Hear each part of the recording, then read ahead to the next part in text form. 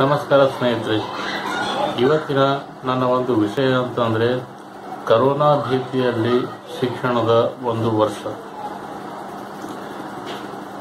ಹೋದ ವರ್ಷದ ಒಂದು ಶೈಕ್ಷಣಿಕ ವರ್ಷವನ್ನು ನಾವು ನೋಡಿದರೆ ಇಡೀ ವರ್ಷ ವಿದ್ಯಾರ್ಥಿ ಮಿತ್ರರು ಶಾಲೆಗೆ ಬಂದಿದ್ದರು. ಅಂದರೆ 2019 ಮತ್ತು 20ನೇ ಸಾಲಿನ ಶೈಕ್ಷಣಿಕ ವರ್ಷ ಏನಿತ್ತು, ಆ ವರ್ಷದಲ್ಲಿ ವಿದ್ಯಾರ್ಥಿ ಮಿತ್ರರು ಶಾಲೆಗೆ ಬಂದಿದ್ದರು. ಆದರೆ 20ನೇ ಇಸ್ವಿ ಮಾರ್ಚ್ನಲ್ಲಿ ಯಾವಾಗ ಈ ಕರೋನಾ ಭೀತಿ ಪ್ರಾರಂಭವಾಯಿತು, ಆ ತಿಂಗಳಲ್ಲೇ ನಡಿಬೇಕಾದಂತಹ ವಾರ್ಷಿಕ ಪರೀಕ್ಷೆಗಳು ಎಲ್ಲವೂ ರದ್ದುಗೊಂಡು ವಿದ್ಯಾರ್ಥಿ ಮಿತ್ರರು ಪರೀಕ್ಷೆ ಇಲ್ಲದೆ ಮುಂದಿನ ತರಗತಿಗೆ ಪಾಸ್ ಎಂದು ತೇರ್ಗಡೆ ಎಂದು ಘೋಷಿಸಲಾಯಿತು. ಈ ವರ್ಷವೂ ಕೂಡ ಅದೇ ರೀತಿ 20 ಮತ್ತು 21ನೇ ಸಾಲಿನ ಶೈಕ್ಷಣಿಕ ವರ್ಷ ಇಡೀ ವರ್ಷ ಚಿಕ್ಕ ಮಕ್ಕಳಿಗೆ, ಅಂದರೆ 5ನೇ ತರಗತಿಯವರೆಗಿನ ವಿದ್ಯಾರ್ಥಿ ಮಿತ್ರರಿಗೆ ಯಾವುದೇ ರೀತಿಯಾದ ಔಪಚಾರಿಕ ವರ್ಗಗಳು ನಡೆಯಲಿಲ್ಲ. ಆಮೇಲೆ ವರ್ಷಾಂತದಲ್ಲಿ ಏನಾಯಿತು, ಪರೀಕ್ಷೆ ಇಲ್ಲದೆ ಅವರು ಮುಂದಿನ ತರಗತಿಗೆ ತೇರ್ಗಡೆ ಎಂದು ಘೋಷಿಸಲಾಯಿತು.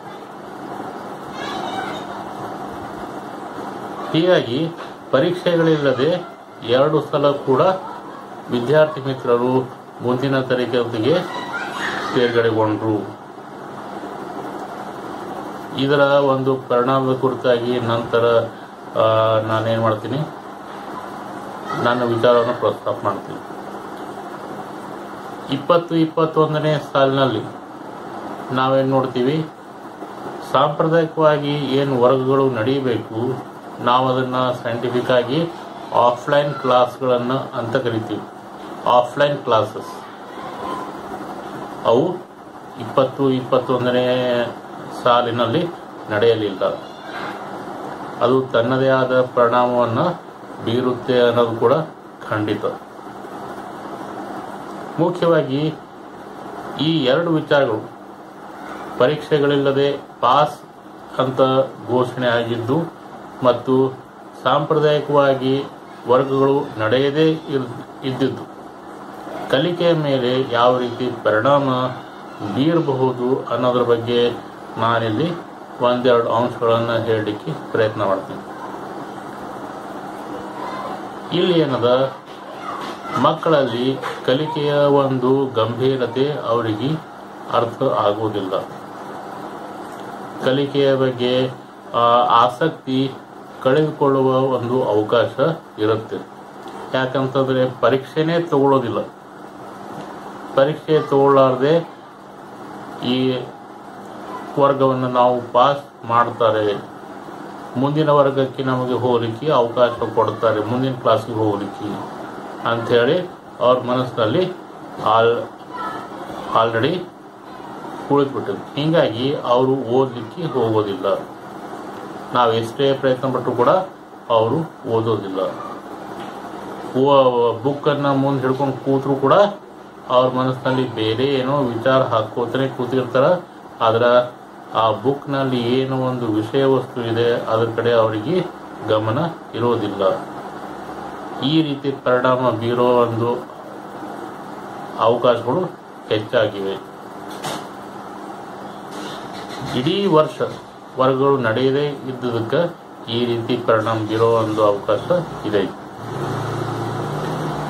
ಈಗ ವರ್ಗಗಳು ಯಾವ್ಯಾವ ಕ್ಲಾಸ್ಗಳಿಗೆ ನಡೆಸ್ಬೋದು ಅಂಥೇಳಿ ಒಂದು ಇನ್ಸ್ಟ್ರಕ್ಷನ್ಸ್ ಅಥವಾ ಗೈಡ್ಲೈನ್ಸ್ ಗೌರ್ಮೆಂಟ್ ಕಡೆಯಿಂದ ಬಂದಿರುವಂತೂ ನಿಜ. ಆದರೆ ಅವುಗಳು ಅಂತರ್ಜಾಲದ ವರ್ಗಗಳಾಗಿರಬೇಕೇ ವಿನಃ ಸಾಂಪ್ರದಾಯಿಕ ವರ್ಗ ಕೋಣೆಗಳಲ್ಲಿ ನೀವು ಪಾಠ ಮಾಡುವಂತಿಲ್ಲ ಅಂತ ಕ್ಲಿಯರ್ ಆಗಿ ಗೌರ್ಮೆಂಟ್ ಹೋದ ವರ್ಷನೇ ಪ್ರಥಮ ಬಾರಿಗೆ ಏನು ಈ ಒಂದು ಕರೋನಾ ಎಫೆಕ್ಟನ್ನು ನಾವು ನೋಡ್ತೀವಿ ಆವಾಗಲೇ ಹೇಳಿತ್ತು. ಅಂತರ್ಜಾಲ ವರ್ಗಗಳ ಒಂದು ವ್ಯವಸ್ಥೆ ಅಂದ್ರೇನು, ಆನ್ಲೈನ್ ಕ್ಲಾಸ್ ಅಂತ ಹೇಳ್ತೀವಿ.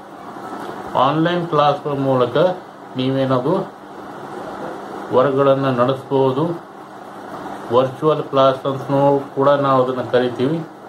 ಆ ಮೂಲಕ ನೀವು ಪಾಠಗಳನ್ನು ತೆಗೆದುಕೊಳ್ಬಹುದು ಅಂತ ಹೇಳ್ತಾರೆ.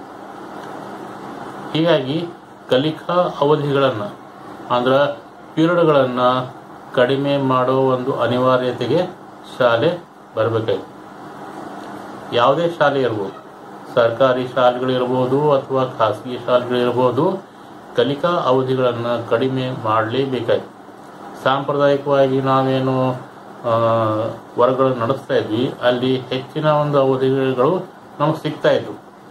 ಆದರೆ ಈ ಒಂದು ಸಂದರ್ಭದಲ್ಲಿ ಆನ್ಲೈನ್ ಕ್ಲಾಸ್ಗಳು ಯಾವಾಗ ಪ್ರಾರಂಭವಾದವು ಆವಾಗ ನಮಗೆ ಎಷ್ಟು ಅವಧಿಗಳು ಸಿಗಬೇಕಾಯಿತು, ಎಷ್ಟು ಪೀರಿಯಡ್ಗಳು ನಮಗೆ ಸಿಗಬೇಕಾಯಿತು, ಅವು ಅಷ್ಟರ ಮಟ್ಟಿಗೆ ಸಿಗಲಿಲ್ಲ.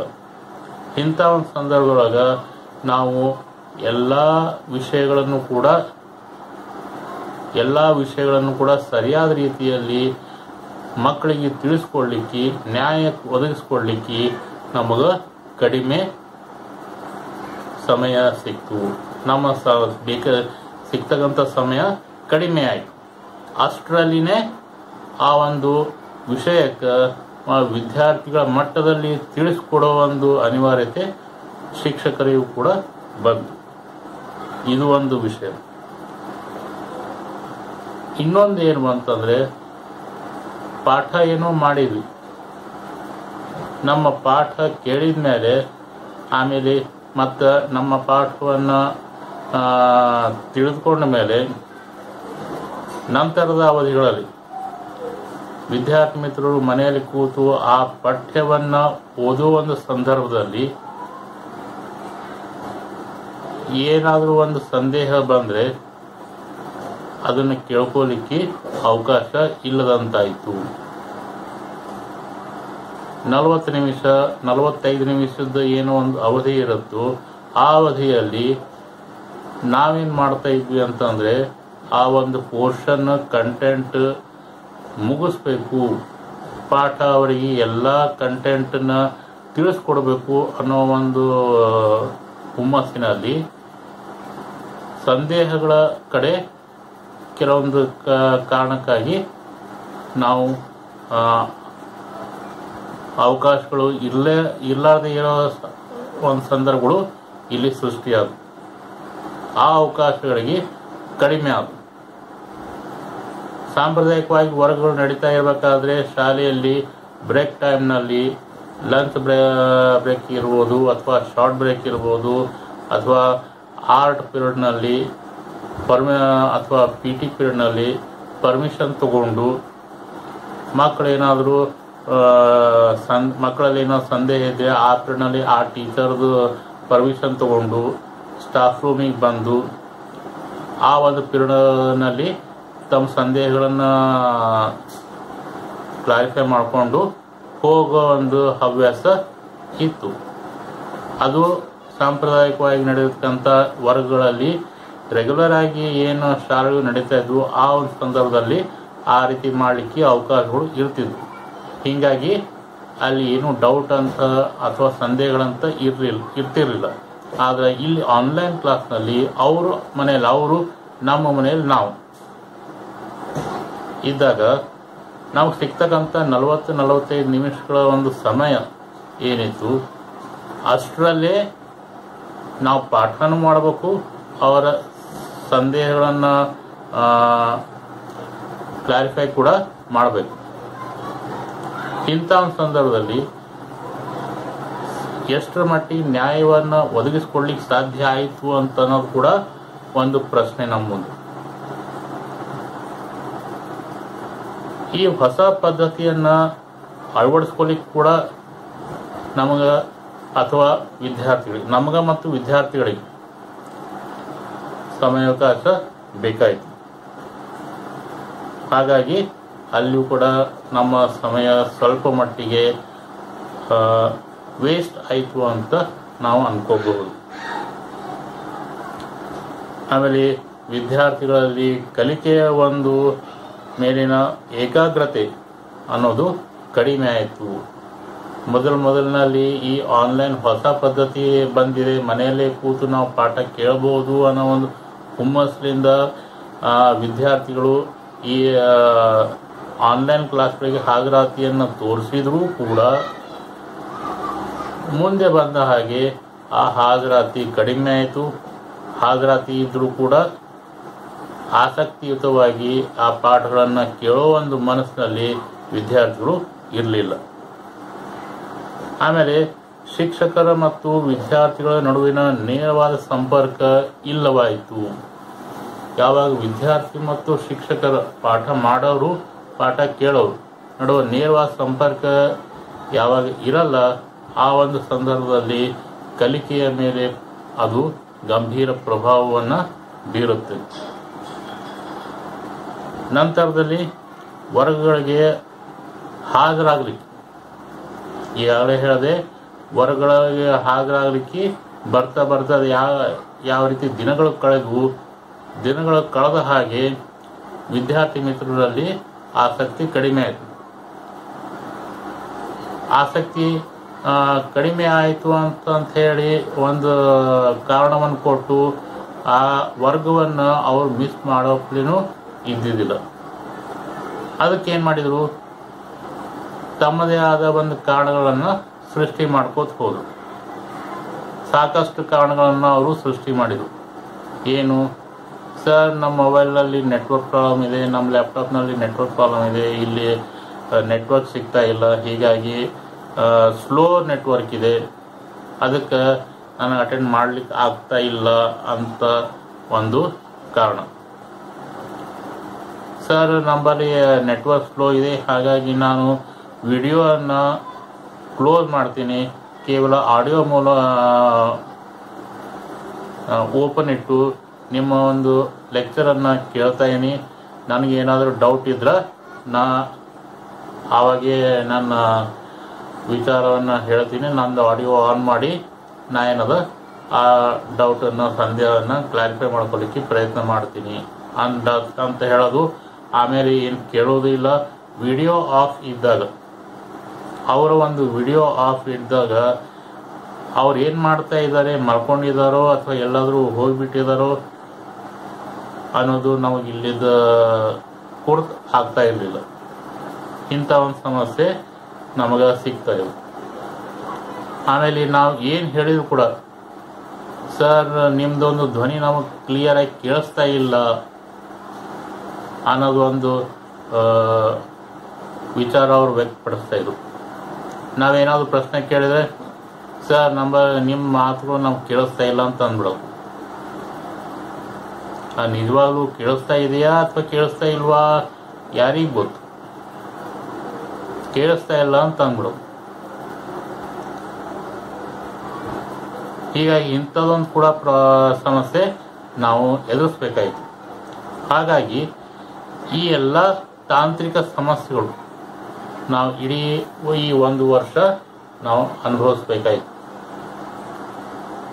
ನಂತರದಲ್ಲಿ ಓದಿನ ಕಡೆ ಇರಬೇಕಾದ ಮಕ್ಕಳ ಒಂದು ಏಕಾಗ್ರತೆ ಈ ಮೊಬೈಲ್ ಆಟಗಳ ಕಡೆ ತಿರುಗಿದ್ದು ಕೂಡ ಒಂದು ದುರಂತ. ಬೇರೆ ಬೇರೆ ಆ್ಯಪ್ಗಳು ನಾವು ಇವತ್ತಿನ ದಿವಸ ನೋಡ್ತೀವಿ. ಮೊಬೈಲ್ನಲ್ಲಿ ಗೇಮ್ಸ್ ಡೌನ್ಲೋಡ್ ಮಾಡ್ಕೊಳ್ಳೋದು, ಆ ಗೇಮ್ಸ್ಗಳನ್ನು ಆಡ್ಕೋತ ಕೂಡೋದು.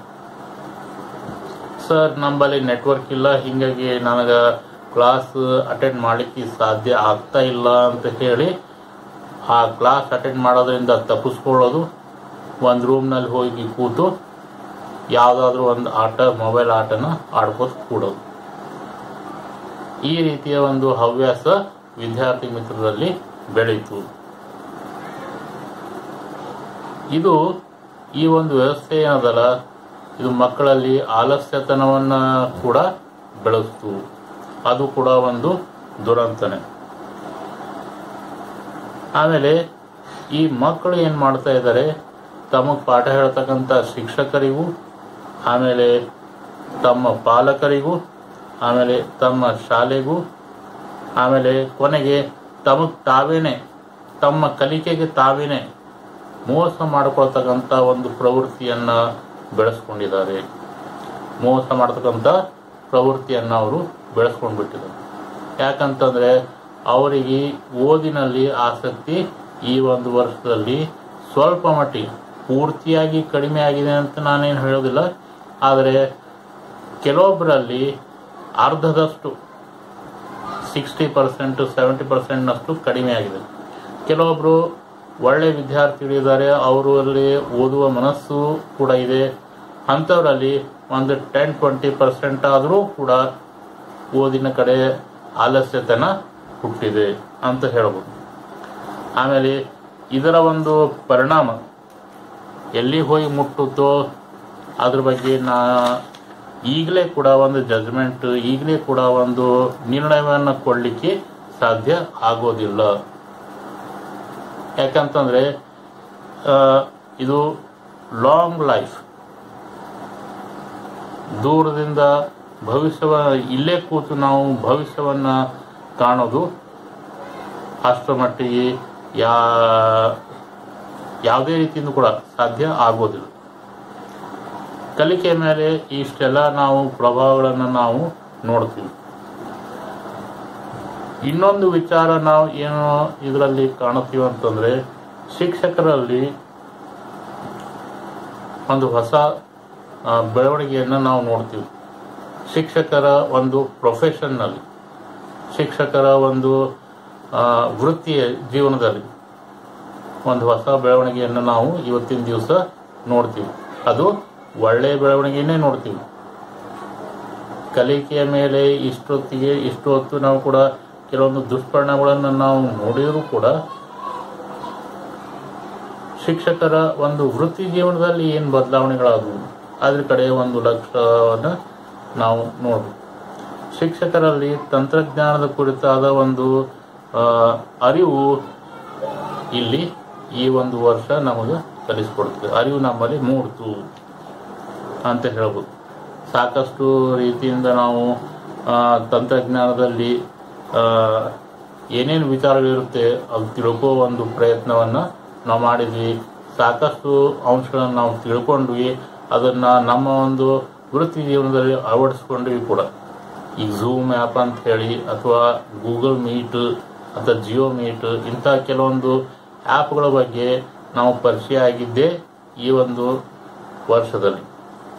ಅದನ್ನು ನಾವು ಬಳಸಲಿಕ್ಕೆ ಕೂಡ ಕಲಿತೀವಿ. ಆಮೇಲೆ ಕಡಿಮೆ ಅವಧಿಯಲ್ಲಿ ಪಠ್ಯಕ್ರಮವನ್ನು ಪಾಠ ಮಾಡುವುದು ಕೂಡ ಈ ಒಂದು ವರ್ಷ ನಮಗೆ ಕಲಿಸ್ಕೊಡ್ತು. ಯಾಕಂದರೆ ಸಾಂಪ್ರದಾಯಿಕ ಶಿಕ್ಷಣ ಪದ್ಧತಿಯಲ್ಲಿ ವರ್ಗಗಳು ನಡೀತಾ ಇರಬೇಕಾದ್ರೆ, ಶಾಲೆಗಳು ನಡೀತಾ ಇರಬೇಕಾದ್ರೆ, ಹುಡುಗರು ಶಾಲೆಗೆ ಬರಬೇಕಾದ್ರೆ ಇಂತಿಷ್ಟು ಪಿರಿಯಡ್ಗಳು ಒಂದು ಕ್ಲಾಸಿಗೆ ಒಂದು ಸಬ್ಜೆಕ್ಟಿಗೆ ಇರುತ್ತೆ ಅಂತ ಮೊದಲೇ ನಮಗೆ ಗೊತ್ತಿರ್ತಿತ್ತು. ಅಷ್ಟು ಅವಧಿಯಲ್ಲಿ ಪಾಠಗಳನ್ನು ಯಾವ ರೀತಿ ಹೇಳ್ಕೊಡ್ಬೇಕು ಅಂತ ಅನ್ನೋದು ಒಂದು ನಮ್ಮದು ಮೈಂಡ್ ಸೆಟ್ನಲ್ಲಿ ಸೆಟ್ ಆಗಿತ್ತು. ಆದರೆ ಅಷ್ಟೊಂದು ಅವಧಿಗಳು, ಅಷ್ಟೊಂದು ಪಿರಿಯಡ್ಗಳು ಈಗ ವರ್ಷ ನಮಗೆ ಸಿಗಲಿಲ್ಲ. ಆದರೂ ಕೂಡ ಸಿಕ್ಕ ಕೆಲವೊಂದು ಪಿರಿಯಡ್ಗಳಲ್ಲಿ ನಾವು ಈ ಒಂದು ಪಠ್ಯಕ್ರಮವನ್ನು ಮುಗಿಸ್ಲಿಕ್ಕೆ ಪ್ರಯತ್ನ ಮಾಡಿದ್ವಿ. ಇದರಲ್ಲಿ ಸರ್ಕಾರದ ಒಂದು ಸಹಾಯ ಕೂಡ ನಮಗೆ ಸಿಕ್ತು. ಏನಂತಂದರೆ ಪಠ್ಯಕ್ರಮವನ್ನು ಕಡಿಮೆ ಮಾಡ್ತು. ಹೀಗಾಗಿ ಆ ಒಂದು ಅಂಶ ಕೂಡ ನಮಗೆ ಸಾಕಷ್ಟು ಸಹಾಯ ಮಾಡ್ತು. ಪಠ್ಯಕ್ರಮ ಕಡಿಮೆ ಮಾಡಿದ್ದಕ್ಕೆ ನಮಗೆ ಸಮಯದ ಅಭಾವವನ್ನು ಸ್ವಲ್ಪ ಮಟ್ಟಿಗೆ ಕಡಿಮೆ ಮಾಡ್ತು ಅಂತ ಹೇಳ್ಬೋದು. ಈ ಒಂದು ಆನ್ಲೈನ್ ಕಂಟೆಂಟ್ ಏನಿರುತ್ತಲ್ಲ, ಆನ್ಲೈನ್ ಮೀಟಿಂಗ್ ಮಾಡೋದು, ವರ್ಚುವಲ್ ಮೀಟಿಂಗ್ ಮಾಡೋದು, ಕಾನ್ಫರೆನ್ಸ್ ಮೀಟಿಂಗ್ ಮಾಡೋದು, ಇವೆಲ್ಲ ಸರ್ಕಾರಿ ಮಟ್ಟದಲ್ಲಿ, ಸಾಫ್ಟ್ವೇರ್ ಕಂಪ್ನಿಗಳಲ್ಲಿ, ಆಮೇಲೆ ವ್ಯಾಪಾರಿ ವಲಯದಲ್ಲಿ ಇರ್ತಕ್ಕಂಥ ಅಂಶಗಳು. ಆನ್ಲೈನ್ ಮೀಟಿಂಗ್ ಮಾಡೋದು, ಕಾನ್ಫರೆನ್ಸ್ ಮೀಟಿಂಗ್ ಮಾಡೋದು ಇವೆಲ್ಲ. ಆದರೆ ಇದು ಟೀಚಿಂಗ್ನಲ್ಲೂ ಕೂಡ ಅಳವಡಿಸ್ಕೋ ಒಂದು ಪರಿಸ್ಥಿತಿ ಬಂದಿದ್ದು ಈ ವರ್ಷದಲ್ಲೇ, ಈ ಕರೋನಾ ಅವಧಿಯಲ್ಲೇ. ಆನ್ಲೈನ್ ಆ್ಯಪ್ಗಳ ಒಂದು ಪರಿಚಯ ನಮಗೆ ಈ ಒಂದು ವರ್ಷದಲ್ಲಿ ನಮಗೆ ತಿಳಿತು. ಜಾಮ್ ಬೋರ್ಡ್ ಆಗಲಿ, ಸಾಕ್ರೆಟಿಕ್ ಅಂತಕ್ಕಂಥ ಆ್ಯಪ್ ಆಗಲಿ, ಅಥವಾ ಮತ್ತಿನ್ಯಾವುದೋ ಒಂದು ಆ್ಯಪ್ ಇಲ್ಲಿ ನಮಗೆ ಆನ್ಲೈನ್ ಮೂಲಕ ಹುಡುಗರಿಗೆ, ವಿದ್ಯಾರ್ಥಿ ಮಿತ್ರರಿಗೆ ತಿಳಿಸ್ಕೊಳ್ಳಿಕ್ಕೆ ಯಾವ್ಯಾವ ನಮಗೆ ಆಗ್ತವೆ. ಆ ಎಲ್ಲ ಆ್ಯಪ್ಗಳ ಒಂದು ಪರಿಚಯ ನಮ್ಗೆ ಈ ಒಂದು ವರ್ಷದಲ್ಲಿ ಆಯಿತು. ಅವುಗಳು ಹ್ಯಾಂಗ್ ಪರಿಚಯ ಆದವು ನಮಗೆ ಅಂತ ಕೇಳಬೇಕಾದ್ರೆ ಕಾರ್ಯಾಗಾರಗಳ ಮೂಲಕ, ವರ್ಕ್ಶಾಪ್ಗಳು, CBSE ಬೋರ್ಡ್ದವರು ಮತ್ತು ನಮ್ಮ ಶಾಲೆಯವರು ವರ್ಕ್ಶಾಪ್ಗಳನ್ನು ಅಂದರೆ ಕಾರ್ಯಾಗಾರಗಳನ್ನು ಅರೇಂಜ್ ಮಾಡಿದರು. ಅದನ್ನು ನಾವು ಅಟೆಂಡ್ ಮಾಡಿ ಅದರಲ್ಲಿ ಭಾಗವಹಿಸಿ ಈ ಎಲ್ಲ ಡಿಜಿಟಲೈಸ್ ತಂತ್ರಜ್ಞಾನದ ಕುರಿತಾಗಿ ಕೆಲವೊಂದು ಅಂಶಗಳನ್ನು ತಿಳ್ಕೋ ಒಂದು ಪ್ರಯತ್ನ. ಅದರಲ್ಲಿ ನಮ್ಮ ವಿಷಯ ವಸ್ತುವನ್ನು ಯಾವ ರೀತಿ ಪಾಠ ಮಾಡಬೇಕು, ಯಾವ ರೀತಿ ಆ ತಂತ್ರಜ್ಞಾನವನ್ನು ನಮ್ಮ ವಿಷಯಕ್ಕೆ ಅಳವಡಿಸ್ಕೊಳ್ಬೇಕು ಅಂತ ನಾವು ಒಂದು ವಿಚಾರವನ್ನು ನಾವು ಕಲೀಲಿಕ್ಕೆ ಪ್ರಯತ್ನ ಮಾಡ್ತಾ ಇದ್ದೀವಿ. ಅದನ್ನು ಕಲಿತು ನಮ್ಮ ಬೋಧನೆಯ ಸಮಯದಲ್ಲಿ ಅದನ್ನು ಉಪಯೋಗ ಮಾಡ್ತಕ್ಕಂಥ ಒಂದು ಪ್ರಯತ್ನ ಕೂಡ ಮಾಡ್ತಾ ಇದ್ದೀವಿ. ಹೀಗಾಗಿ ಈ ತಂತ್ರಜ್ಞಾನ, ಅಂತರ್ಜಾಲ ಪದ್ಧತಿ, ಅಂತರ್ಜಾಲ ಮೀಟಿಂಗ್ಗಳು, ಸಭೆಗಳು, ಕಾನ್ಫರೆನ್ಸ್ ಸಭೆಗಳು ಇವನ್ನೆಲ್ಲ ನಾವು ಕಲ್ತಿದ್ದು ಈ ವರ್ಷದಲ್ಲಿ. ವಿಷಯವನ್ನು ಈ ಆನ್ಲೈನ್ ವರ್ಗಗಳಿಗೆ ತಯಾರಿಸೋದು ಕೂಡ ಒಂದು ಸವಾಲೇ ಸರಿ. ಸಾಂಪ್ರದಾಯಿಕವಾಗಿ ನಾವು ಪಾಠ ಮಾಡಬೇಕಾದ್ರೆ ಅದು ಯಾವ ರೀತಿ ಮಾಡಬೇಕು ಅದು ನಮ್ಗೆ ಗೊತ್ತಿತ್ತು. ಈ ಆನ್ಲೈನ್ ಕ್ಲಾಸ್ಗಳಿಗೆ ಹೆಂಗೆ ತಯಾರು ಮಾಡಬೇಕು ಅದು ಒಂದು ಡಿಫ್ರೆಂಟ್ ಪ್ಲ್ಯಾಟ್ಫಾರ್ಮ್ ಸರಿ. ಈ ಪ್ಲ್ಯಾಟ್ಫಾರ್ಮ್ ಅದ ಆಫ್ಲೈನ್ ವರ್ಗಗಳಿಗಿಂತ ವ್ಯತ್ಯಾಸವನ್ನು ನಾವು ಹೊಂದಿದ್ದೀವಿ. ಇದು ಡಿಫ್ರೆಂಟ್ ಆಗಿ ನಾವು ಇದಕ್ಕೆ ತಯಾರು ಮಾಡಬೇಕಾಗತ್ತೆ. ತಂತ್ರಜ್ಞಾನಕ್ಕೆ ನಮ್ಮ ಒಂದು ವಿಷಯ ವಸ್ತುವನ್ನು ಅಳವಡಿಸ್ಕೋದು. ಆ ನಂತರದಲ್ಲಿ ಪಾಠ ಮಾಡೋದು ಸರಳವೇ ಸರಿ. ಪಾಠ ಮಾಡೋದು ಸರಳ, ಆ ವಿಷಯ ವಸ್ತುವನ್ನು ತಂತ್ರಜ್ಞಾನಕ್ಕೆ ಅಳವಡಿಸೋದೇನಿದೆಯಲ್ಲ ಅದು ನಾವು ಈ ವರ್ಷ ಕಲಿತ್ವಿ ಅಂತ ನಾವು ಹೇಳಬಹುದು. ಆಮೇಲೆ ಚಿಕ್ಕ ಮಕ್ಕಳಿಗೆ ಈಗ 1ನೇ ತರಗತಿಯ ವಿದ್ಯಾರ್ಥಿಗಳು, 2ನೇದು, 3ನೇದು, 4ನೇ, 5ನೇ, 6ನೇ ವಿದ್ಯಾರ್ಥಿ ಮಿತ್ರರಿಗೆ ಕೆಲವೊಂದು ವಿಡಿಯೋಗಳನ್ನು ಮಾಡಿ ನಾವೇನದ ಅವರಿಗೆ ಕಳಿಸ್ತಾ ಇದ್ವಿ ವಾಟ್ಸಪ್ ಮೂಲಕ. ವಾಟ್ಸಪ್ ಅನ್ನೋದು ಒಂದು ಒಳ್ಳೆಯ ತಂತ್ರಜ್ಞಾನವಾಗಿ ನಮಗೆ ಈ ವರ್ಷ ಉಪಯೋಗ ಆಗ್ತಾ ಇದೆ. ಅವರಿಗೆ ವಿಷಯವಾರು ವಿಡಿಯೋಗಳನ್ನು, ಚಲಚಿತ್ರಗಳನ್ನು ಮಾಡಿಕೊಟ್ಟು ತಯಾರು ಮಾಡಿ ಆ ಪ್ರಾಥಮಿಕ ಶಿಕ್ಷಕರು ಸಾಕಷ್ಟು ಪ್ರಯತ್ನಗಳನ್ನು ಮಾಡಿದ್ದು ನಾವೇ ಖುದ್ದಾರೆ ನೋಡಿದ್ವಿ. ಸಾಕಷ್ಟು ವಿಷಯಗಳನ್ನು ಸಂಗ್ರಹ ಮಾಡಿ ಅದಕ್ಕೊಂದು ತಮ್ಮದೇ ಆದ ಧ್ವನಿಯನ್ನು ಕೊಟ್ಟು ಅದರಲ್ಲಿ ಅನಿಮೇಷಗಳನ್ನು ಸೇರಿಸ್ಕೊಂಡು ಅದರದೇ ಒಂದು ಚಿಕ್ಕ ಕಿರುತೆರೆ ಚಲಚಿತ್ರಗಳನ್ನು ಮಾಡಿ ಅದಕ್ಕೇನದ ವಿಡಿಯೋ ರೂಪವನ್ನು ಕೊಟ್ಟು ವಿದ್ಯಾರ್ಥಿ ಮಿತ್ರರಿಗೆ ಕಳಿಸ್ತಾ ಇದ್ರು. ಅದನ್ನು ನೋಡಿಕೊಂಡು ವಿದ್ಯಾರ್ಥಿಗಳು ಏನದ ಪಾಠ ಕಲಿಯುವ ಒಂದು ಅವಕಾಶವನ್ನು ಉಳಿಸ್ಕೊಂಡು, ಶಿಕ್ಷಣ ಕಡಿತಗೊಳ್ಳಬಾರ್ದು, ಶಿಕ್ಷಣ ನಿಲ್ಲಬಾರ್ದು, ಆ ಕೊಂಡಿ ಏನದ ತಪ್ಪಬಾರ್ದು ಅನ್ನೋ ಒಂದು ದೃಷ್ಟಿಯಿಂದ ಈ ರೀತಿ ಒಂದು ಪ್ರಯತ್ನ ಮಾಡಲಾಯಿತು. ಹೀಗಾಗಿ ಕಲಿಕಾ ಕೊಂಡಿ ನಿಲ್ಲದೇ ಇರ್ತಕ್ಕಂಥ ರೀತಿಯಲ್ಲಿ ಏನೇನು ಪ್ರಯತ್ನ ಮಾಡಬೇಕು, ಪ್ರಾಥಮಿಕ ಹಂತದ ಶಿಕ್ಷಕರಾಗಲಿ ಅಥವಾ ಪ್ರೌಢ ಹಂತದ ಶಿಕ್ಷಕರಾಗಲಿ ಎಲ್ಲರೂ ಕೂಡ ಪ್ರಯತ್ನ ಮಾಡಿದ್ದಾರೆ. ಅದಕ್ಕೆ ಏನದ ಶಾಲೆಗಳ ಆಡಳಿತ ಮಂಡಳಿ ಕೂಡ ಇದಕ್ಕೆ ಯಾವ ರೀತಿ ವ್ಯವಸ್ಥೆ ಮಾಡಬೇಕು ಆ ಎಲ್ಲ ರೀತಿಯಿಂದ ವ್ಯವಸ್ಥೆ ಕೂಡ ಆಡಳಿತ ಮಂಡಳಿಗಳು ಮಾಡಿವೆ. ಆಮೇಲೆ ಇದಕ್ಕೆ ಪ್ರತಿ ಕ್ಲಾಸಿಗೆ, ಪ್ರತಿ ವರ್ಗಕ್ಕೂ ಕೂಡ ಒಂದೊಂದು ವಾಟ್ಸಪ್ ಗ್ರೂಪ್ಗಳನ್ನು ಮಾಡಿ ಆ ವಾಟ್ಸಪ್ ಗ್ರೂಪ್ಗಳಲ್ಲಿ ನಿಯಮಿತವಾಗಿ ನಿರ್ದೇಶಗಳನ್ನು ನೀಡೋದು. ವಿದ್ಯಾರ್ಥಿ ಮಿತ್ರರಿಗೆ ನಿಯಮಿತವಾಗಿ ನಿರ್ದೇಶನ ಕೊಡಬೇಕಾಗ್ತದೆ. ಇಂಥ ಒಂದು ಟೈಮಿಗೆ ನೀವು ರೆಡಿ ಇಟ್ಟು ಕ್ಲಾಸಿಗೆ ಅಟೆಂಡ್ ಆಗಬೇಕು. ಈ ಪಿರಿಯಡ್ಗಳು ಯಾವ ರೀತಿ ನಡೆಯುತ್ತವೆ, ಆಮೇಲೆ ಯಾವಾಗ ಕ್ಲಾಸ್ ಟೆಸ್ಟ್ ಇರ್ತದೆ, ಆಮೇಲೆ ಯಾವಾಗ ರೆಗ್ಯುಲರ್ ಟೆಸ್ಟ್ ಇರ್ತಾವ, ಯಾವಾಗ ಆ್ಯನ್ಯುವಲ್ ಎಕ್ಸಾಮು, ಯಾವಾಗ ಮಿಡ್ ಟರ್ಮ್ ಎಕ್ಸಾಮು, ಯಾವಾಗ ಸ್ಪೋರ್ಟ್ಸು ಅಂತ ಸಾಕಷ್ಟು ನಿರ್ದೇಶನಗಳನ್ನು ಕೊಡಬೇಕಾಗುತ್ತೆ. ಹೀಗಾಗಿ ಪ್ರತಿ ಕ್ಲಾಸಿಗೆ ಒಂದೊಂದು ವಾಟ್ಸಪ್ ಗ್ರೂಪ್ ಮಾಡಿ ಎಲ್ಲ ವಿದ್ಯಾರ್ಥಿ ಮಿತ್ರರ ಒಂದು ಫೋನ್ ನಂಬರ್ ಅದರಲ್ಲಿ ಆ್ಯಡ್ ಮಾಡಿ ಅವ್ರಿಗೆ ನಿರ್ದೇಶನವನ್ನು ಕೊಟ್ಕೋತಾ ಹೋಗಿ.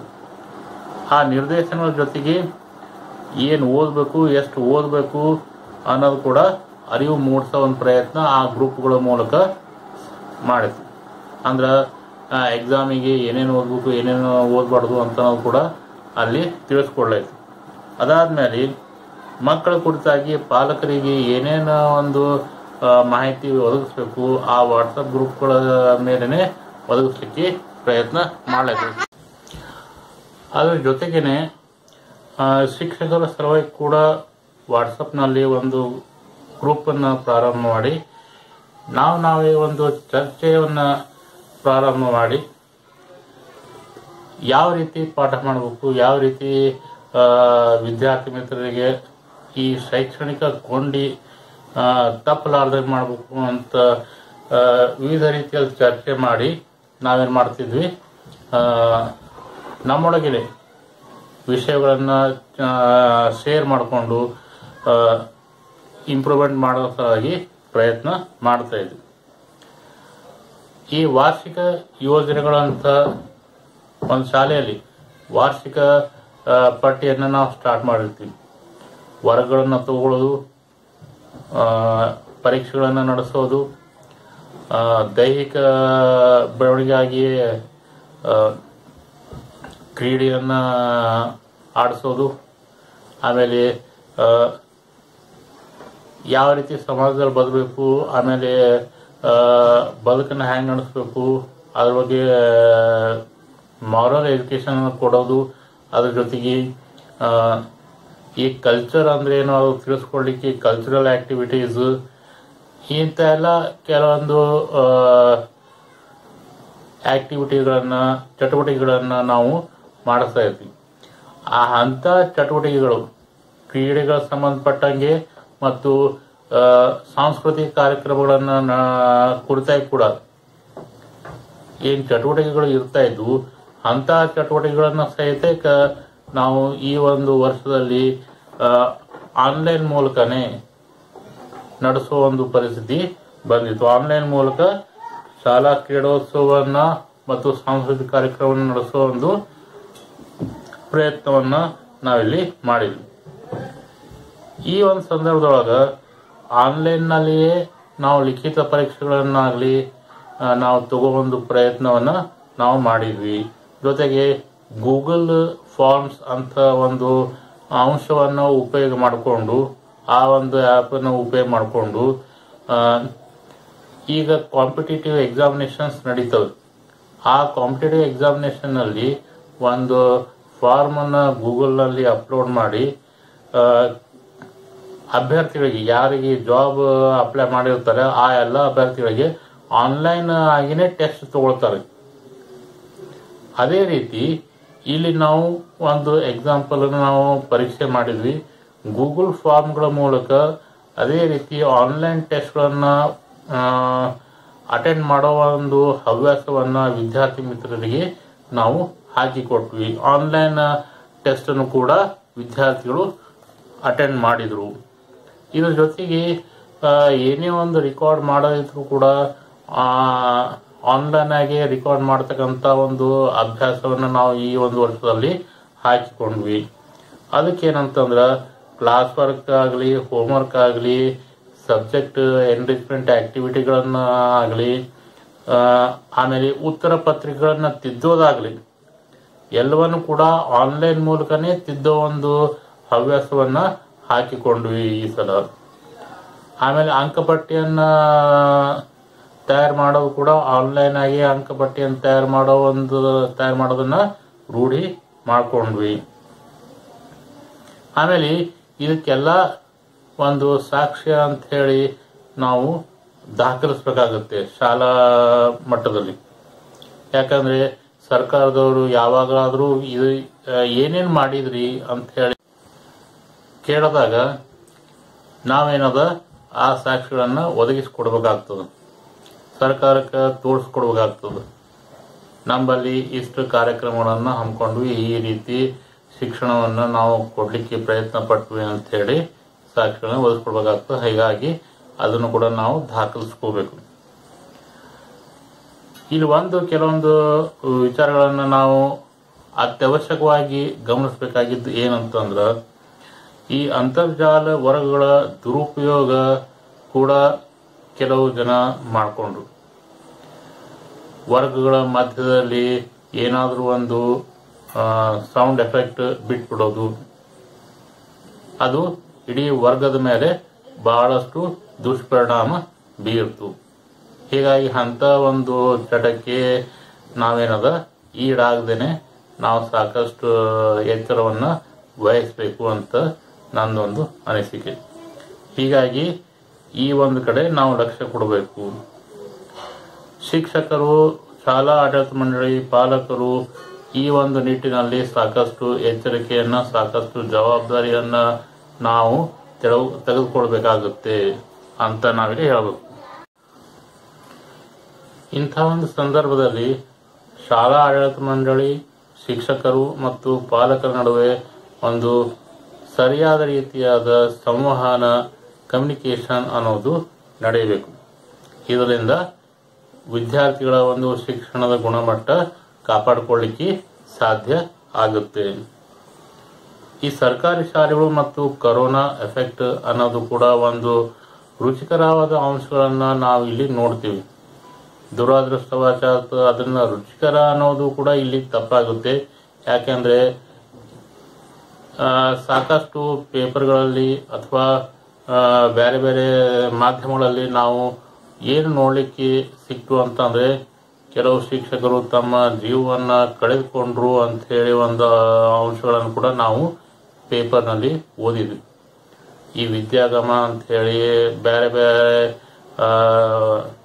ಸ್ಕೀಮ್ಗಳನ್ನ ತೆಗೆದುಕೊಂಡು ವಿದ್ಯಾರ್ಥಿಗಳ ಮಕ್ಕಳ ಒಂದು ವಿದ್ಯಾಭ್ಯಾಸ ಕುಂಠಿತ ಆಗಬಾರ್ದು ಅನ್ನೋ ಒಂದು ಒಳ್ಳೆಯ ಉದ್ದೇಶ ಇಟ್ಕೊಂಡು ಆ ಕಾರ್ಯಕ್ರಮಗಳನ್ನ ಸರ್ಕಾರ ಪ್ರಾರಂಭ ಮಾಡಿತು.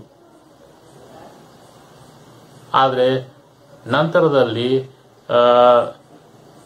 ಆ ಕಾರ್ಯಕ್ರಮದಲ್ಲಿ ಭಾಗವಹಿಸಿರತಕ್ಕಂಥ ಶಿಕ್ಷಕರು ಮತ್ತು ಮಕ್ಕಳಲ್ಲಿ ಕೊರೋನಾ ಕಂಡು ಬಂದದ್ರಿಂದ ಅದು ವಿಫಲಗೊಂಡಿತು. ಅದು ಒಂದು ದುರಾದೃಷ್ಟನೇ ಸರಿ. ಅದರ ಜೊತೆಗೆ ಖಾಸಗಿ ಕ್ಷೇತ್ರದಲ್ಲಿ ಖಾಸಗಿ ಶಾಲೆಗಳು ಈ ಕೊರೋನಾ ಎಫೆಕ್ಟ್ ಅನ್ನು ಯಾವ ರೀತಿ ಹೋರಾಡ್ತು ಕೊರೋನಾ ವಿರುದ್ಧವಾಗಿ ಅನ್ನೋದು ಕೂಡ ಒಂದು ಇತಿಹಾಸನೇ ಸೃಷ್ಟಿಯಾಯಿತು. ಏನಂತಂದ್ರೆ, ಇಲ್ಲಿ ಪ್ರಥಮವಾಗಿ ಖಾಸಗಿ ಶಾಲೆಗಳು ಆರ್ಥಿಕ ಮುಗ್ಗಟ್ಟಿಗೆ ಒಳಗಾದವು. ಶುಲ್ಕ ಸ್ವಲ್ಪ ಕಡಿಮೆ ಮಟ್ಟದಲ್ಲಿ ಸಂಗ್ರಹಗೊಂಡಿತು. ಹಾಗಾಗಿ ಈ ಶುಲ್ಕ ಸಂಗ್ರಹಿಸೋದೇ ಒಂದು ದೊಡ್ಡ ಸಮಸ್ಯೆಯಾಗಿ ಅವರಿಗೆ ಕಾಡತೊಡಗಿದವು.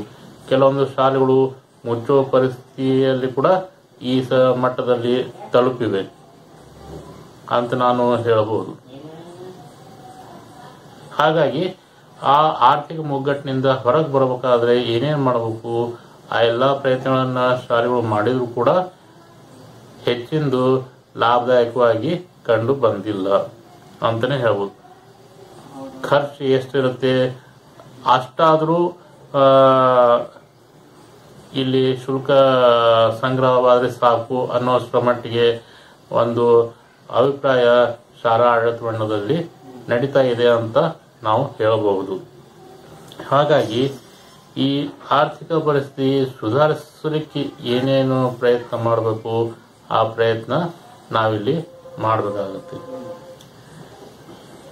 ಈ ಒಂದು ಸಂದರ್ಭದಲ್ಲಿ ಮಕ್ಕಳ ಸ್ಥಿತಿ ಏನಾಗಿದೆ ಅಂತ ನಾವು ನೋಡೋದಾದ್ರೆ, ಮಕ್ಕಳು ಶಿಕ್ಷಣದಿಂದ ದೂರ ಹೋಗುವ ಒಂದು ಲಕ್ಷಣಗಳು ಕಾಣಿಸ್ತಾ ಇವೆ ಅಂತ ನನಗನ್ನಿಸ್ತಾ ಇದೆ. ಶಾಲಾ ವ್ಯವಸ್ಥೆ, ಶಾಲೆಗಳನ್ನು ನಡೆಸುವುದು ಮುಖ್ಯ ಉದ್ದೇಶ ಏನು? ವಿದ್ಯಾರ್ಥಿಗಳಲ್ಲಿ ವಿದ್ಯೆಯನ್ನ ಹೆಚ್ಚಿಸುವುದು, ವಿದ್ಯಾರ್ಥಿಗಳಿಗೆ ಶಿಕ್ಷಣವನ್ನ ಕೊಡೋದು. ಆ ಶಿಕ್ಷಣದಿಂದನೇ ವಿದ್ಯಾರ್ಥಿ ಮಿತ್ರರು ಇವತ್ತಿನ ದಿವಸ ದೂರ ಉಳಿಯುವ ಪರಿಸ್ಥಿತಿ ಉಂಟಾಗ್ತಾ ಇದೆ ಅಂತಂದ್ರೆ ಅದು ನಮಗೊಂದು ಎಚ್ಚರಿಕೆ ಗಂಟೆನೆ ಸರಿ. ಈ ಒಂದು ಸಂದರ್ಭದಲ್ಲಿ ಪಾಲಕರ ಒಂದು ಡೋಲಾಯಮಾನ ಸ್ಥಿತಿಗತಿ ಕೂಡ ನಾವು ನೋಡ್ತೀವಿ. ಶಾಲೆಗೆ ನಾವು ಮಕ್ಕಳನ್ನ ಕಳಿಸ್ತಾ ಇಲ್ಲ, ಹೀಗಾಗಿ ಶುಲ್ಕವನ್ನ ಯಾಕೆ ಕಟ್ಟಬೇಕು ಅಂತ ಒಂದು ಅಂಶ ಕೂಡ ಬೆಳಕಿಗೆ ಬರುತ್ತೆ. ನೀವು ಶುಲ್ಕ ಕಟ್ಟದೆ ಹೋದ್ರೆ ಶಾಲೆ ಹೇಗೆ ನಡಿಬೇಕು, ಶಿಕ್ಷಕರು ನೀವು ಪಾಠ ಯಾವ ರೀತಿ ಮಾಡಬೇಕು ಅಂತ ಹೇಳಿ ಶಾಲಾ ಆಡಳಿತ ವರ್ಗದ ಒಂದು ಪ್ರಶ್ನೆಯಾಗಿ ನಿಂತಿದೆ. ಹೀಗಾಗಿ ಈ ಎರಡರ ಒಂದು ಘರ್ಷಣೆಯಲ್ಲಿ, ಹೋರಾಟದಲ್ಲಿ ಮಕ್ಕಳ ಸ್ಥಿತಿ, ಅವರ ಶಿಕ್ಷಣದ ಸ್ಥಿತಿ ಏನು ಅಂತ ಹೇಳಿ ಈ ಸಂದರ್ಭದಲ್ಲಿ ನಾವು ಆಲೋಚನೆ ಮಾಡಬೇಕಾದ ವಿಷಯವಾಗಿದೆ. ಒಟ್ಟಾರೆಯಾಗಿ ಕೆಲವೊಂದು ವಿಚಾರಗಳನ್ನು ನಾನು ಇಲ್ಲಿ ಹೇಳಿ ಈ ಒಂದು ಮಾತಿಗೆ ಒಂದು ಸಮಾರೋಪವನ್ನು ಹೇಳಲಿಕ್ಕೆ ಪ್ರಯತ್ನ ಮಾಡ್ತೀನಿ. ಒಟ್ಟಾರೆಯಾಗಿ ನಾವು ನೋಡೋದಾದ್ರೆ ವಿದ್ಯಾರ್ಥಿ ಮಿತ್ರರಲ್ಲಿ, ಮಕ್ಕಳಲ್ಲಿ ಇವತ್ತಿನ ದಿವಸ ಆಲಸ್ಯತನ ಬೆಳೆಯಲಿಕ್ಕೆ ಕಾರಣ ಆಗ್ತಾ ಇದೆ ಈ ಒಂದು ಕೊರೋನಾ ಪರಿಸ್ಥಿತಿ. ಶಿಕ್ಷಣದ ಕೊಂಡಿ ಕಳಿಸಿಕೊಳ್ಳುವ ಒಂದು ಆತಂಕದಲ್ಲಿ ನಾವು ಇದ್ದೀವಿ. ವಿದ್ಯಾರ್ಥಿ ಮಿತ್ರರಲ್ಲಿ ಓದುವ ಹವ್ಯಾಸ ಕಡಿಮೆ ಆಗೋ ಒಂದು ಲಕ್ಷಣಗಳು ಕೂಡ ನಾವು ಕಾಣ್ತಾ ಇದ್ದೀವಿ. ಆಮೇಲೆ ಈ ಶಾಲೆಗಳು ಮತ್ತು ಶಿಕ್ಷಕರ ಮೇಲೆ ಒತ್ತಡಗಳು ಜಾಸ್ತಿ ಆಗ್ತಾ ಇವೆ ಅನ್ನೋ ಒಂದು ವಿಚಾರ ಕೂಡ ಇಲ್ಲಿ ಗಮನಕ್ಕೆ ಬರ್ತಾ ಇದೆ. ಆಮೇಲೆ ಪಾಲಕರು ಮತ್ತು ಮಕ್ಕಳ ನಡುವೆ ಈ ಕರೋನಾ ಒಂದು ಸಂದರ್ಭದಲ್ಲಿ ಎಲ್ಲರೂ ಮನೆಯಲ್ಲಿನೇ ಲಾಕ್ಡೌನ್ ಇದ್ದಿದ್ದಕ್ಕೆ ಮನೆಯಲ್ಲೇ ಉಳಿಯೋ ಪರಿಸ್ಥಿತಿ ಬಂದಿದೆ. ಹಾಗಾಗಿ ಪಾಲಕರು ಮತ್ತು ಮಕ್ಕಳ ನಡುವೆ ವೈಮನಸ್ಸಾಗಲಿ ಹೆಚ್ಚಾಗಿ ಕೌಟುಂಬಿಕ ವಾತಾವರಣ ಕೆಡ್ತಾ ಇರೋ ಒಂದು ಅಂಶವನ್ನು ಕೂಡ ನಾವು ಇಲ್ಲಿ ಗಮನಿಸಬಹುದು. ಎಲ್ಲಾ ಕಡೆ ಇಲ್ಲ, ಎಲ್ಲಾ ಕುಟುಂಬಗಳಲ್ಲಿ ಕೂಡ ಇದು ಆಗ್ತಾ ಇಲ್ಲ. ಆದ್ರೆ ಕೆಲವೊಂದು ಕುಟುಂಬಗಳಲ್ಲಿ ವಾತಾವರಣ ಕೆಡೋ ಒಂದು ಹಂತಕ್ಕೆ, ಕೆಡೋ ಒಂದು ರೀತಿಯಲ್ಲಿ ಸೃಷ್ಟಿ ಆಗ್ತಾ ಇರೋದು ದುರಾದೃಷ್ಟಕರ. ಆಮೇಲೆ ಮಕ್ಕಳ ಒಂದು ಆರೋಗ್ಯ ಸ್ಥಿತಿಯಲ್ಲಿ ಕೂಡ ಏರುಪೇರು ಆಗೋ ಒಂದು ಅವಕಾಶಗಳು ಹೆಚ್ಚಾಗ್ತಾ ಇವೆ. ಈ ಇತ್ತೀಚೆಗೆ ನಾವು ನೋಡ್ತಾ ಇದ್ದೀವಿ, ವೃತ್ತಪತ್ರಿಕೆಗಳಲ್ಲಿ ನೋಡ್ತಾ ಇದ್ದೀವಿ, ಕೆಲವೊಂದು ಗಂಭೀರ ಸಮಸ್ಯೆಗಳು ಎದುರಾಗ್ತಾ ಇವೆ. ಪಾಲಕರು ಕೊರೋನಾದಿಂದಾಗಿ ಮೃತಪಟ್ಟಿದ್ರೆ ಅವ್ರ ಮಕ್ಕಳು ಯಾವ ಪರಿಸ್ಥಿತಿ ಏನಾಗಬೇಕು ಅನ್ನೋ ಒಂದು ಪ್ರಶ್ನೆ ಇವತ್ತಿನ ಇತ್ತೀಚಿನ ಒಂದು ವರದಿಗಳು, ವೃತ್ತಪತ್ರಿಕೆಯ ವರದಿಗಳು ನಮಗ ಕಾಣಿಸ್ತಾ ಇವೆ. ಹಾಗಾಗಿ ಇದು ಅವರ ಮನಸ್ಥಿತಿಯ ಮೇಲೂ ಕೂಡ ಪ್ರಭಾವ ಬೀರೋ ಎಲ್ಲ ಅವಕಾಶಗಳು ಇವೆ. ಇಂಥ ಸಂದರ್ಭಗಳಿಗೆ ನಾವು ಆಗಬೇಕಾಗಿದ್ದು ನಮ್ಮ ಅತೀವ ಅವಶ್ಯಕವಾದ ಸಂದರ್ಭವಾಗಿದೆ. ಹೀಗಾಗಿ ಇದಕ್ಕೆ ನಾವು ಈಗ ಸ್ಪಂದಿಸದೆ ಹೋದರೆ ಮುಂದೆಂದೂ ಸ್ಪಂದಿಸಲಿಕ್ಕೆ ಸಾಧ್ಯ ಆಗದೇ ಇರತಕ್ಕಂಥ ಪರಿಸ್ಥಿತಿಗಳು ನಮಗೆ ಉಂಟಾಗ್ತವೆ.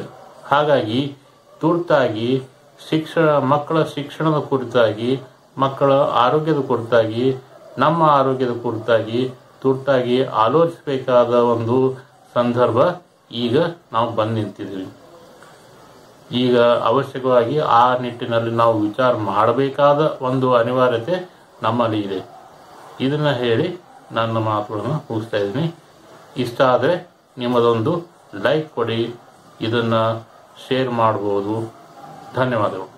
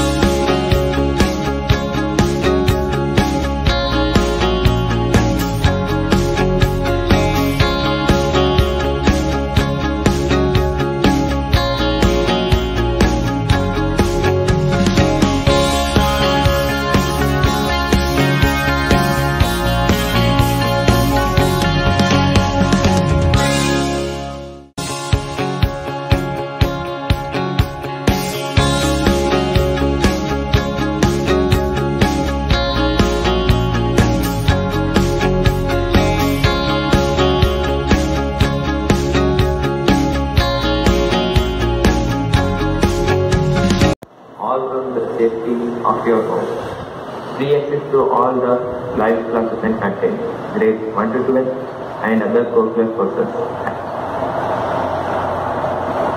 Or? Yes, sir. Shine, come on, let's think of education as a means of developing our greatest abilities, because in each of us there is a private hope and dream, which fulfilled can be translated into benefits for everyone and greater strength for our nation. So students, come, let's move on to build a new nation where every kid is educated. So students, join my channel. Keep learning with Vaiduli, where wisdom begins with wonders. There are some basic facilities provided for each and every student. That is 24/7 doubt clarification, planned work, e-book ability, study materials, and can also play recorded class when teachers are not available on time. And even we will provide 24/7 knowledge, where there is a virtual library, expert-made worksheets, weekly tests, and the main thing, regular interactive classes. As knowledge plus character gives the true goal of education, which is free of cost. Thank you.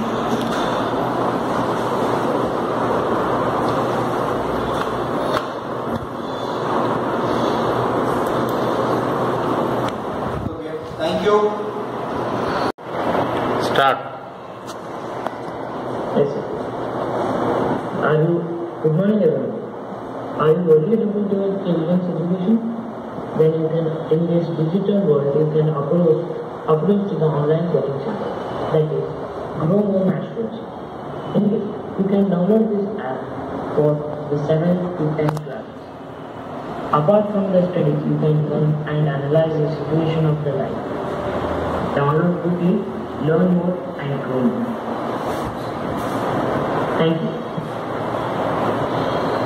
Yes, thank you. Yes. Good morning. Students, are you interested to expand your knowledge but aren't sure what to learn? We are here with an expanse of learning and information. Yes, Aryabhata online classes. All of the classes are taught by wonderful accredited teachers from Cambridge, DPS, Shakespeare. We use video conferences, interactive speaking sessions, flexible study plans, and also traveling abroad. Come, be a part of the Aryabhata online classes and make your future bright. Thank you.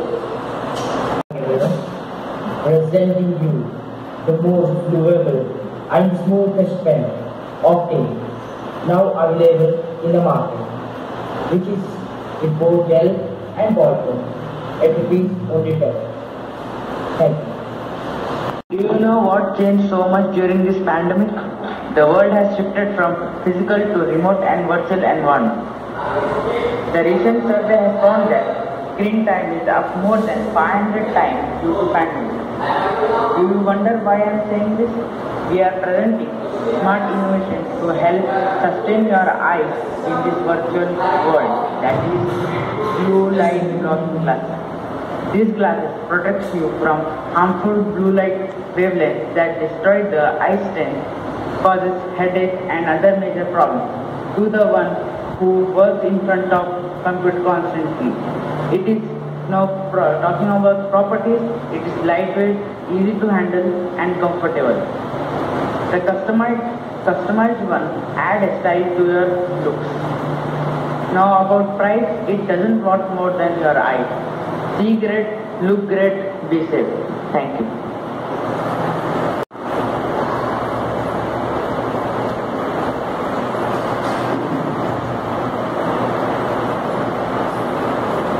Okay, nice.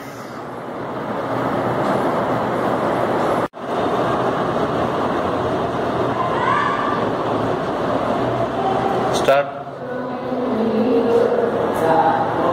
Good morning everyone. I am going to talk about the Brainly app, which everyone uses. Around 80 million people uses this app. Brainly is a Polish education technology company based on Krakow, Poland, which is With headquarters of New York City, it provides peer-to-peer learning platform for the students, parents and teachers to ask questions and answers. It also encourages the users to engage in online community by answering other users. So I would recommend to use this app. Thank you. Today I want to advertise my topic online class coaching centers. In this pandemic situation, online classes are needed because this corona situation, we should keep distance, take precautions, and as all know, schools are closed, but also the study can continue through online classes. It is safe, secure, and fun, and it has many options like mute and mute start video and off, and many other useful options. So in this situation, online classes are best. So here are some online coaching courses you can join.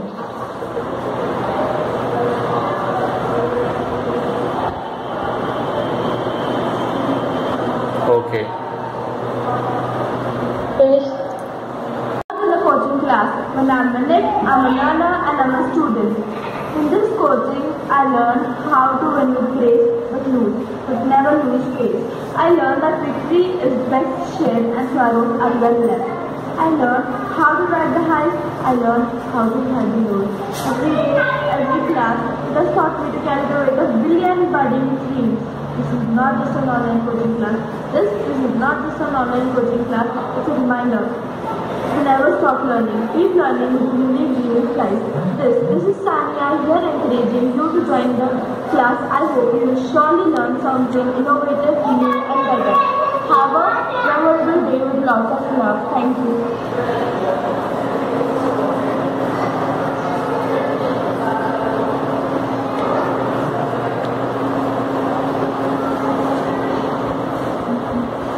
Are learning objectives? What are learning indicators? What is the characteristic of a good learning outcome? And how are learning outcomes written? Let's first see what is the difference between these three terms: learning objectives, learning outcomes, and learning indicators. Learning objectives. These are the goals the teacher set to achieve for a particular course content. It provides a structure to the teaching and learning process. Students and teachers know what they are striving for. Learning outcomes. It tells about what the learners actually do to achieve the learning objectives. How the learning will be visible. Learning outcomes should be observable and measurable. Learning indicators. These are the evidences of learning. These are those pointers which indicates extent of learning and its quality. Let's see it through an example. If we are teaching class 8 students coal and petroleum, some of the learning objectives would be to understand the natural and man-made resources with examples, to learn about exhaustible and inexhaustible natural resources, to know about fossil fuels and its process of formation. Now let's see, how can we make this understanding visible? How can we make this learning visible? How can we ascertain that the children actually know? And here comes the role of learning outcomes. We can write this as intended or expected learning outcomes. So we will write, students will be able to enlist various resources, classify the resources into natural and man-made, demonstrate how a resource gets exhausted, compare exhaustible resources with non-exhaustible resources with examples, value and use exhaustible resources responsibly, define fossil fuels with examples, create a web chart on resources. Now, learning indicators. List of resources made by students, response sheets shown by students to indicate natural and man-made, activity on exhaustible resources done by the students, table of difference between exhaustible and non-exhaustible resources made by students after discussion in groups and pairs, and web chart on resources. Now, all these learning indicators indicate whether the learning outcomes are met or not. With the help of these evidences, teacher can also identify the learning levels of the students for each outcome. Let us look at the learning outcomes again. The action word in each of these outcomes have to be relooked on the basis of Bloom's taxonomy. Expected learning outcomes. As you can see, enlist, classify, demonstrate, compare, value and enlist, responsible use, define and create. All of these are the action words which we have used in our learning outcomes. Now let's try and map these words to Bloom's taxonomy. So enlist will fall under remembering, classify will come under understanding, demonstrate will come under applying, compare will come under analyzing, value and enlist responsible use of exhaustible resources. The child has to evaluate to enlist these ways by which we can use the exhaustible resources responsibly. Define will again come under remembering, and create will definitely get into create because the child is creating a web chart on his or her own, on resources.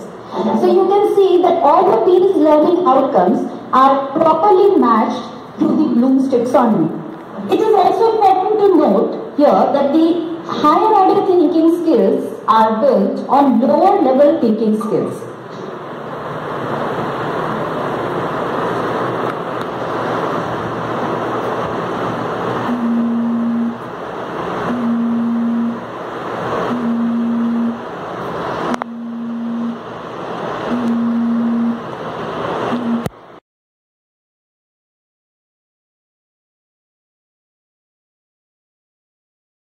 Therefore, it is suggested that some of the action words used in the learning outcomes should be of higher order. Let's recap. Learning objectives are the goals which the student-teacher team is trying to achieve. Learning objectives gives structure to the teaching learning process. Learning outcomes should be observable and measurable. The action words used preferably should have some words which falls into the higher level of thinking skills according to Bloom's taxonomy. Learning indicators are the evidence of learning with which students' individual level of learning can be identified. I hope now you have a fair idea of learning objectives, learning outcomes,